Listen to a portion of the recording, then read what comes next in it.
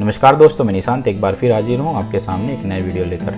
तो दोस्तों, ये एक कार्डबोर्ड का हमारे पास पीस है। आप देख सकते हैं इसमें कटिंग्स दी गई हैं और इससे क्या बन के आता है वो भी हम देखते हैं।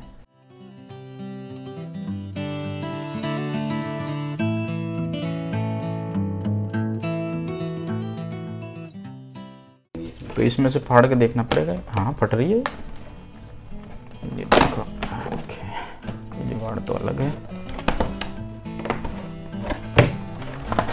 कैसे फाड़ना है, ये इसका भी स्टाइल है। देखिए कितनी इजीली फट जा रहा है ये, बहुत। यहाँ फंस गया।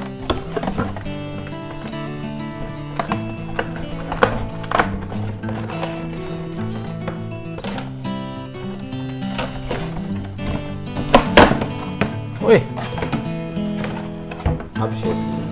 अब देखो ये आया शेप ना। एक को रख देते हैं, दूसरे को बनाते हैं।